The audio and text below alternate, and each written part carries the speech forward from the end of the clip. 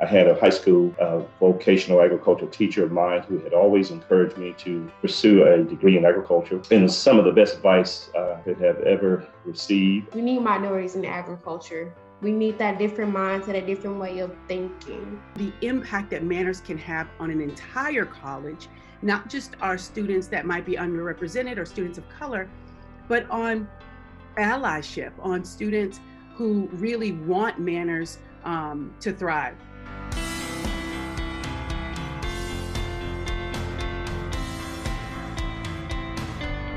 Before my freshman year started, I participated in a program which was a week before school started, and it was called HCC, so it was minorities in the Herbert College.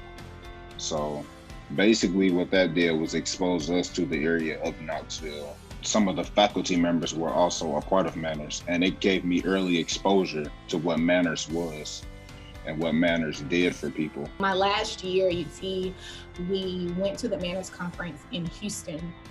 Originally, I did not plan to go. I was fortunate enough to be able to attend that conference. Initially, my thought process just was to go and network. While I was there, I did an on-the-spot interview for a few companies, not really thinking nothing of it. And a few weeks later, I got a phone call from a company that wanted to fly me out for an interview.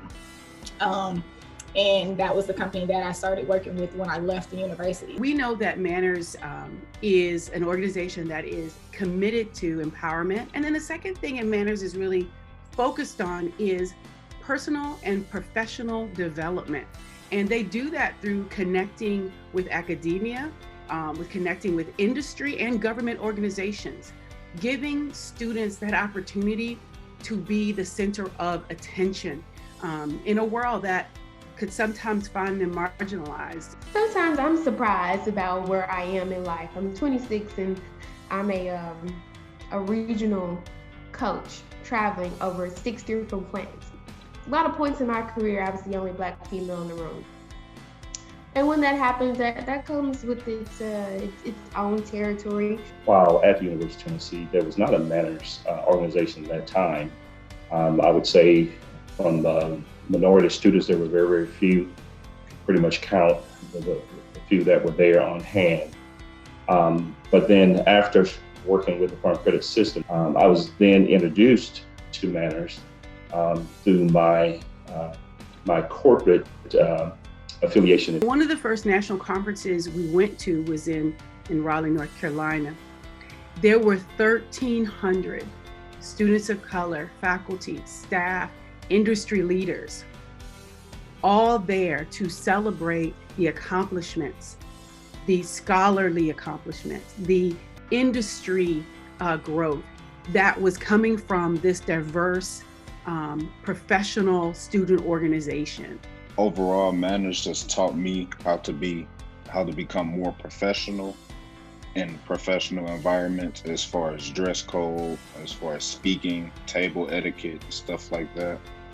It's also taught me to not be afraid to say how I feel.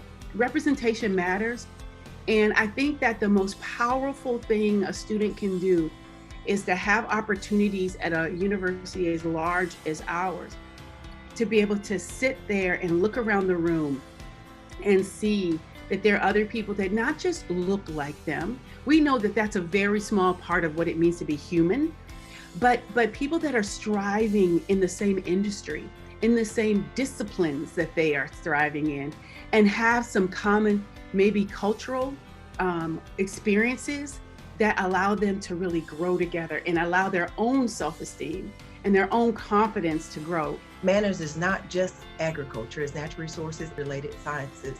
That related sciences part is really important because in ag and natural resources, there's chemistry. In ag and natural resources, there's engineering. In ag and natural resources, there's math. MANRRS really brings in any and every student and provides professional development opportunities, student networking, faculty engagement, internships, right? So why MANRRS? Well, you see why. MANRRS is for everybody.